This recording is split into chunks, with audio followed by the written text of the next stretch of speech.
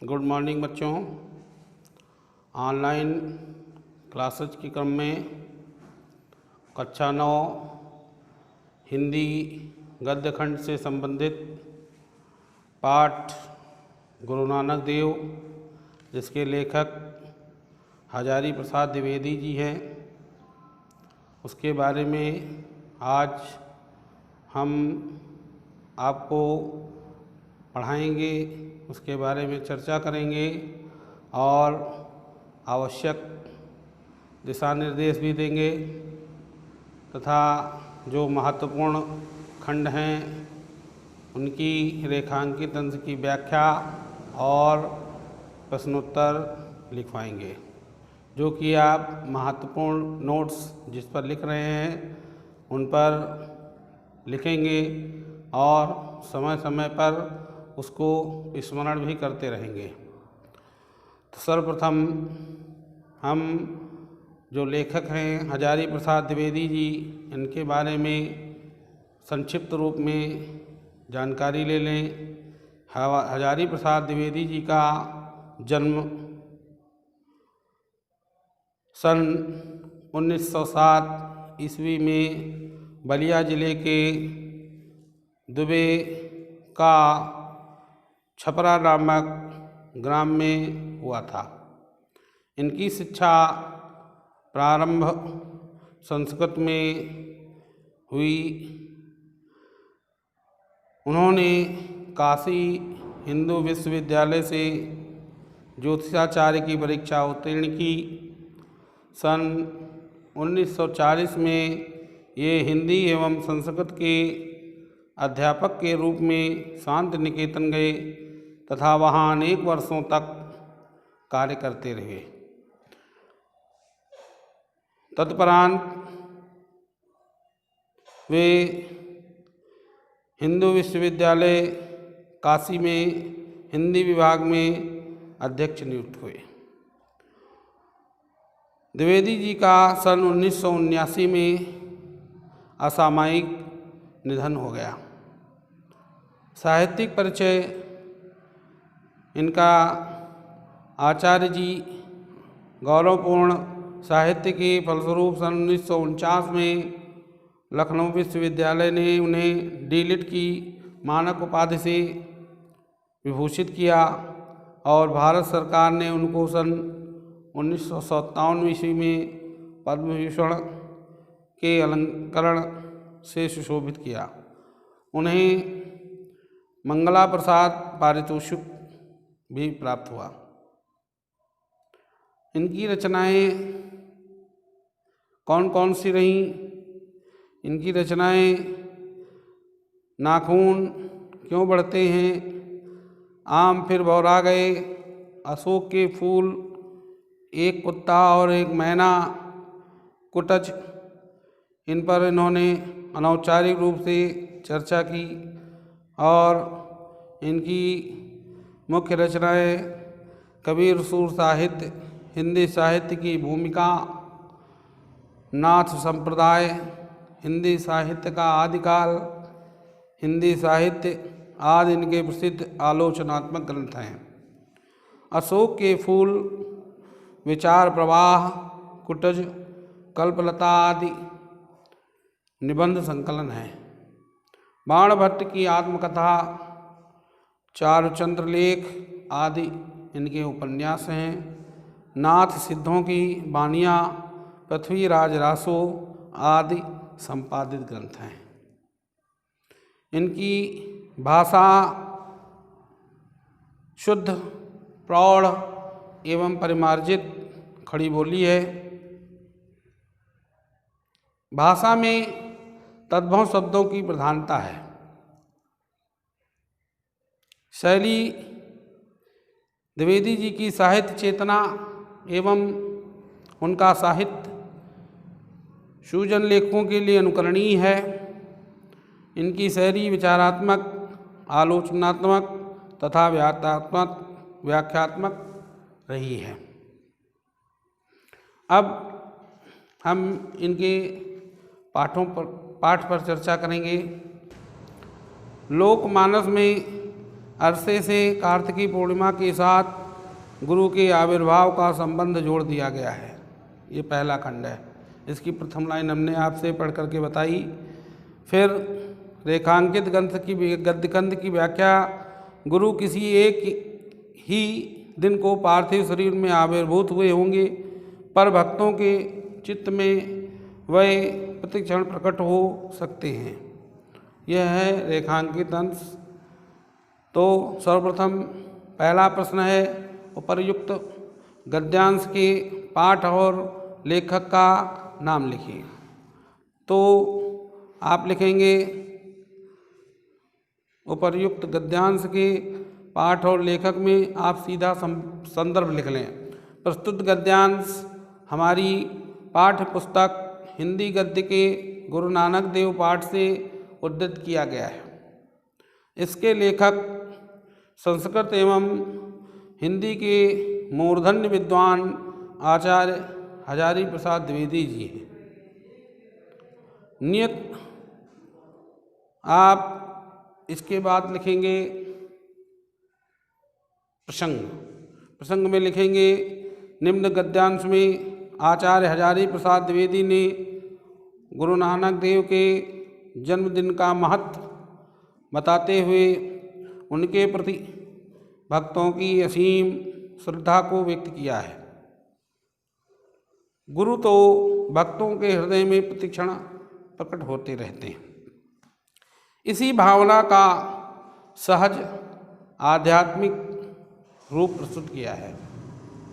फिर रेखांकित अंशों की व्याख्या, ये हेडिंग डालेंगे, उसमें लिखेंगे प्रस्तुत गद्यांश में लेखक ने यह बताया है कि आकाश में जिस प्रकार 16 कलाओं से युक्त चंद्रमा प्रकाशित होता है, ठीक उसी प्रकार से मानव के मस्तिष्क में किसी ज्योतिपुंज का उत्पन्न होना अत्यंत स्वाभाविक है। गुरु नानक देव ऐसे ही 16 कलाओं से युक्त स्निग्ध ज्योति महामानव थे।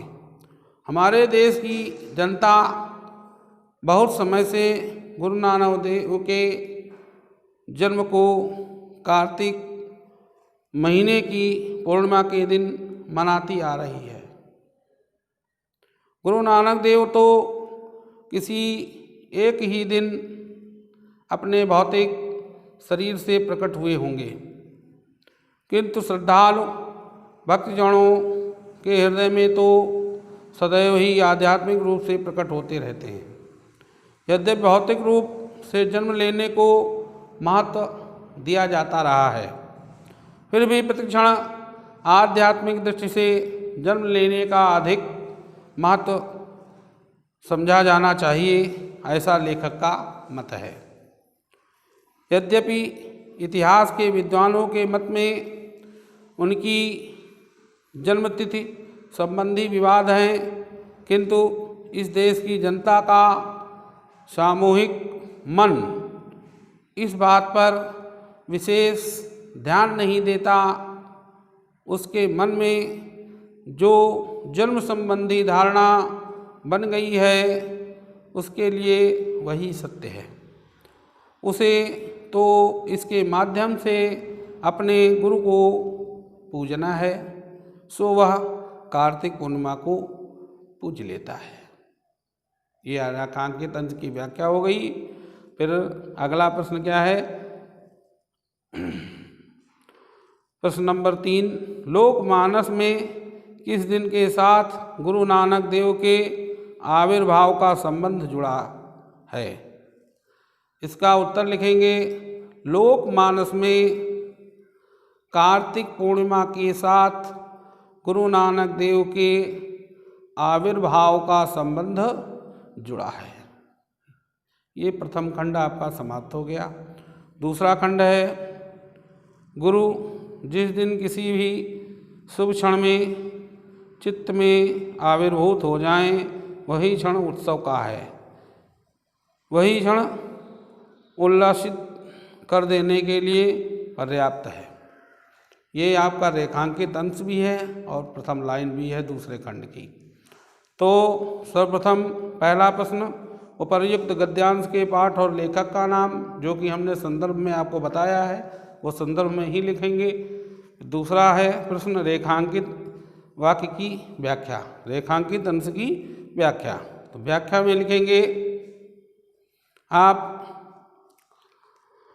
लेखक का मत है कि गुरु जिस किसी भी शुभ मुहूर्त में हृदय में उत्पन्न हो जाएं, वही समय, वही मुहूर्त आनंद का है, प्रसन्नता का है। वह ऐसा समय है जो जीवन में हर्षोल्लास भर देने वाला होता है। परमात्मा की ये महान विभूतियाँ प्रतिक्षण भक्तों के हृदय में जन्म लेकर नित्य नया रूप धारण करती हैं। सच है कि गुरु तो हर क्षण चित्तभूमि अर्थात मन में उत्पन्न होकर नए नए होते रहते हैं। भक्तों के लिए ऐसा हर क्षण उत्सव का है, उल्लास का है। हजारों वर्षों से शरद काल की यह तिथि प्रभामंडित पूर्णचंद्र के साथ उस महामानव की याद कराती रही है। इस चंद्रमा के साथ महामानवों का तादात्म्य करने से इस देश का समष्टि चित्त प्रसन्नता का अनुभव करता है। हम लोग रामचंद्र, कृष्णचंद्र इत्यादि कहकर इसी प्रसन्नता का अनुभव करते हैं। गुरु नानक देव के साथ इस पूर्ण चंद्र का संबंध जोड़ना भारतीय जनमानस के अत्यंत अनुकूल है। आज भारतीय जनता गुरु नानक देव को स्मरण करके प्रसन्नता का अनुभव करती है। ये हो गया आपका रेखांकित अंश की व्याख्या। फिर प्रश्न संख्या 3। प्रश्न संख्या 3 है, नमो नमो भवति जायमानः का क्या तात्पर्य है? इसका उत्तर लिखेंगे, नमो नमो भवसि जायमानः का तात्पर्य गुरु तुम प्रतिक्षण चित्तभूमि में आविर्भूत होकर नित्य नवीन हो रहे हो, यह तात्पर्य है। फिर अगला खंड है, विचार और आचार की दुनिया में इतनी बड़ी क्रांति ले आने वाला यह संत इतने मधुर, इतने स्निग्ध, इतने मोहक वचनों का बोलने वाला है। ये पहली लाइन है। और रेखांकित अंश क्या है? आज उसकी याद आए बिना नहीं रह सकती, वह सब प्रकार से लोकोत्तर है। उसका उपचार प्रेम और मैत्री है, उसका शास्त्र सहानुभूति और हित चिंता है। यह आपका रेखांकित अंश है। सर्वप्रथम पहला प्रश्न है, उपर्युक्त गद्यांश के पाठ और लेखक का नाम, जो कि संदर्भ में हमने सबसे पहले लिखा दिया है, वो एक ही बार लिखना है प्रथम खंड में। दूसरे खंड में आपको यानी दूसरे प्रश्न में रेखांकित अंशों की व्याख्या, रेखांकित अंश की व्याख्या हेडिंग डालेंगे। रेखांकित अंश की व्याख्या में आप लिखेंगे, गुरु नानक देव एक महान संत थे। उनके समय के समाज में अनेक प्रकार की बुराइयां विद्यमान थीं। समाज का आचरण दूषित हो चुका था।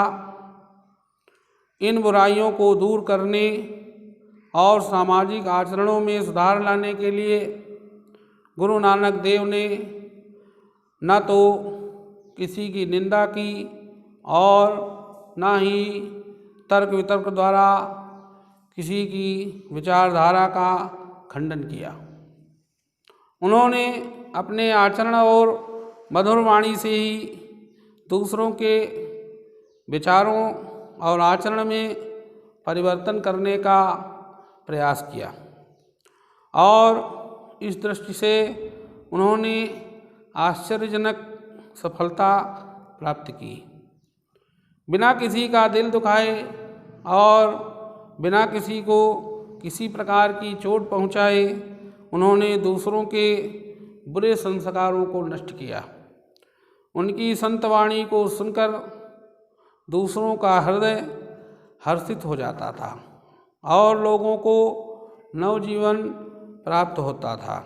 लोग उनके उपदेशों को जीवनदायिनी औषधि की भांति ग्रहण करते थे।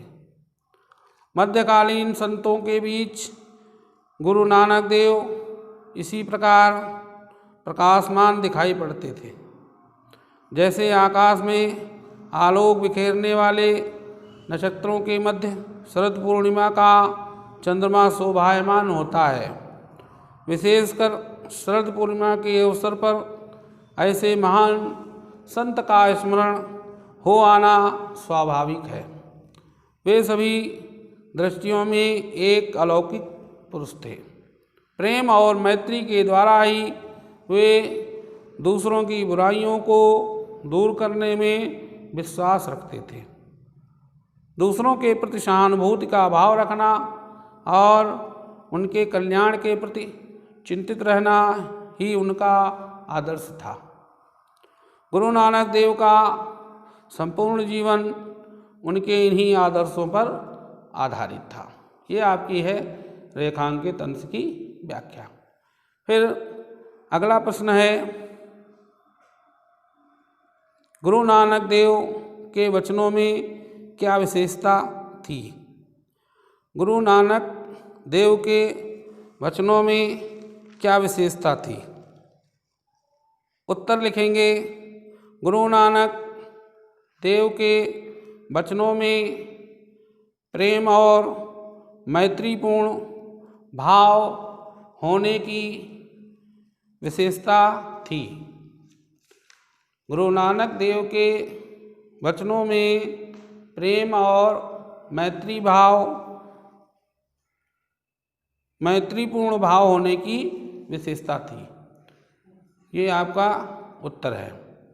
फिर है अगला खंड, किसी लकीर को मिटाए बिना छोटी लकीर बना देने का उपाय है बड़ी लकीर खींच देना।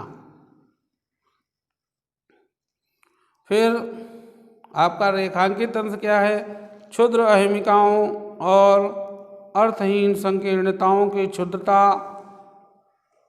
सिद्ध करने के लिए तर्क और शास्त्रार्थ का मार्ग कदाचित ठीक नहीं है। सही उपाय है बड़े सत्य को प्रत्यक्ष कर देना। यह आपका रेखांकित अंश है। प्रश्न पहला क्या है? पहला प्रश्न है, उपर्युक्त गद्यांश के पाठ और लेखक का नाम लिखिए। तो यह हमने संदर्भ में आपको बताया है। अगला खंड है रेखांकित अंश की व्याख्या। रेखांकित अंश की व्याख्या में आप लिखेंगे हेडिंग डाल करके, हम किसी रेखा को मिटाए बिना यदि उसे छोटा करना चाहते हैं तो उसका एक ही उपाय है कि उस रेखा के पास उससे बड़ी रेखा खींच दी जाए। ऐसा करने पर पहली रेखा स्वयं छोटी प्रतीत होने लगेगी। इसी प्रकार यदि हम अपने मन के अहंकार को और तुच्छ भावनाओं को दूर करना चाहते हैं तो उसके लिए भी हमें महानता की बड़ी लकीर खींचनी होगी। अहंकार, तुच्छ भावना, संकीर्णता आदि को शास्त्र ज्ञान के आधार पर वाद विवाद करके या तर्क देकर छोटा नहीं किया जा सकता। उसके लिए व्यापक और बड़े सत्य का दर्शन आवश्यक है। इसी उद्देश्य से मानव जीवन की संकीर्णताओं और क्षुद्रताओं को छोटा सिद्ध करने के लिए गुरु नानक देव ने जीवन की महानता को प्रस्तुत किया है।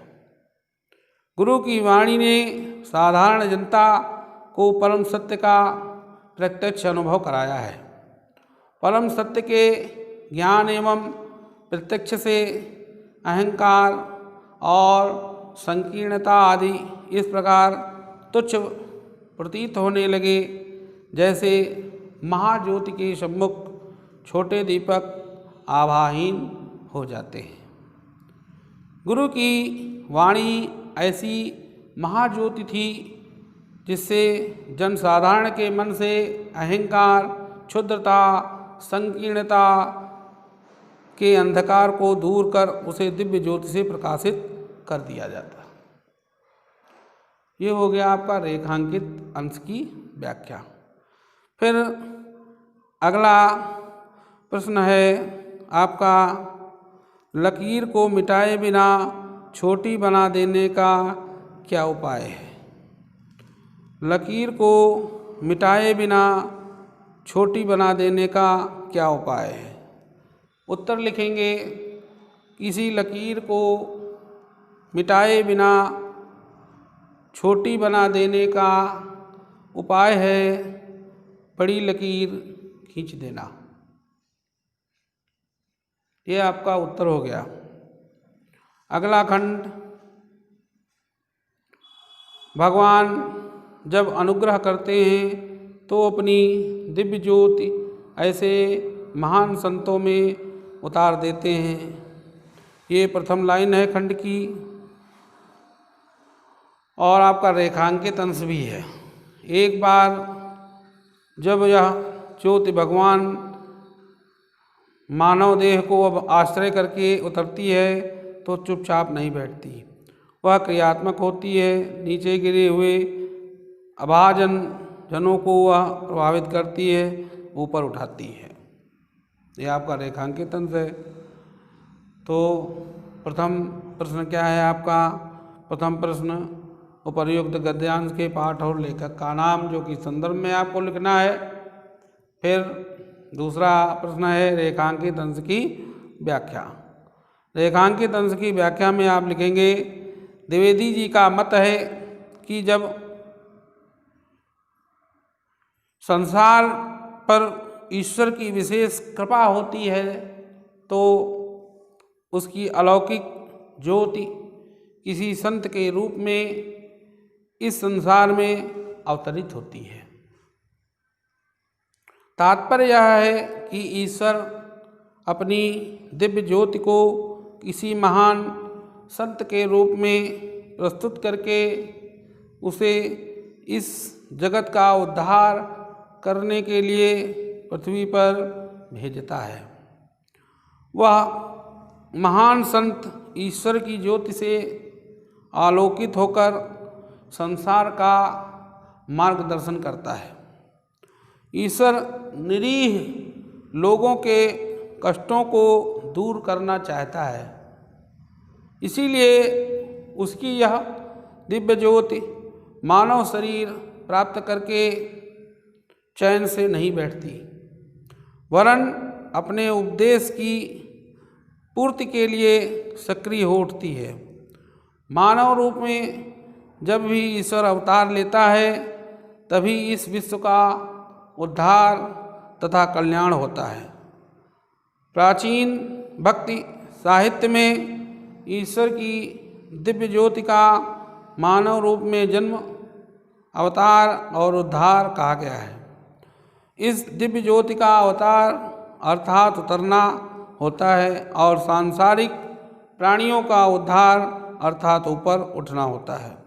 आचार्य द्विवेदी अंत में कहते हैं कि ईश्वर का अवतार लेना और प्राणियों का उद्धार करना ईश्वर के प्रेम का सक्रिय रूप है। भक्तजन उसे ईश्वर की विशेष कृपा मानकर अनुग्रह की संज्ञा बताते हैं। यह आपके रेखांकित अंश की व्याख्या हो गई। अगला प्रश्न है, अवतार और उद्धार की लीला किसे माना गया है? उत्तर लिखेंगे, अवतार और उद्धार की यह लीला भगवान के प्रेम का सक्रिय रूप है, जिसे पुराने भक्तजन अनुग्रह कहते हैं। पुनः रिपीट कर दें, अवतार और उद्धार की यह लीला भगवान के प्रेम का सक्रिय रूप है, जिसे पुराने भक्तजन अनुग्रह कहते हैं। ये आपका उत्तर हो गया। अंतिम खंड है महागुरु। नई आशा, नई उमंग, नए उल्लास की आशा से आस इस देश की जनता तुम्हारे चरणों से प्रणत निवेदन कर रही है। ये पहली लाइन है। रेखांकित अंश क्या है? हम उलझ गए हैं, भटक गए हैं, पर कृतज्ञता अब भी हमें रह गई है। आज भी हम तुम्हारी अमृतोपम वाणी को भूल नहीं गए हैं। कृतज्ञ भारत का प्रणाम अंगीकार करो। यह है आपकी रेखांकित अंश। तो पहला प्रश्न क्या है? पहला प्रश्न है उपर्युक्त गद्यांश के पाठ और लेखक का नाम, जो कि संदर्भ में हमने बताया प्रथम खंड में, वही लिखना है। दूसरा प्रश्न है उपर्युक्त रेखांकित अंश की व्याख्या लिखिए। उपर्युक्त खंड के रेखांकित अंश की व्याख्या लिखिए। रेखांकित अंश की व्याख्या में आप लिखेंगे, लेखक गुरु से प्रार्थना करता है कि वे भटके हुए भारतवासियों के हृदय में प्रेम, मैत्री एवं सदाचार का विकास करके उनमें नई आशा, नए उल्लास व नई उमंग का संचार करें। इस देश की जनता उनके चरणों में अपना प्रणाम निवेदन करती है। लेखक का कथन है कि वर्तमान समाज में रहने वाले भारतवासी कामना, लोभ, तृष्णा, ईर्ष्या, ऊंच नीच, जातीयता एवं सांप्रदायिकता जैसे दुर्गुणों से ग्रसित होकर भटक गए हैं। फिर भी इनमें कृतज्ञता का भाव विद्यमान है। इस कृतज्ञता के कारण ही आज भी ये भारतवासी आपकी अमृतवाणी को नहीं भूले हैं। हे गुरु, आप कृतज्ञ भारतवासियों के प्रणाम को स्वीकार करने की कृपा करें। यह आपकी रेखांकित अंश की व्याख्या है। फिर अंतिम प्रश्न है, देश की जनता कैसे गुरु नानक देव के चरणों में प्रणत निवेदन कर रही है? यह आपका प्रश्न है। तो उत्तर आप लिखेंगे, महागुरु नई आशा, नई उमंग, नए उल्लास की आशा में आज देश की जनता तुम्हारे चरणों में प्रणत निवेदन कर रही है। पुनः हम उत्तर आपको रिपीट कर रहे हैं। महागुरु नई आशा, नई उमंग, नए उल्लास की आशा में आज देश की जनता तुम्हारे चरणों में प्रणत निवेदन कर रही है। यह आपका हो गया पाठ गुरु नानक देव।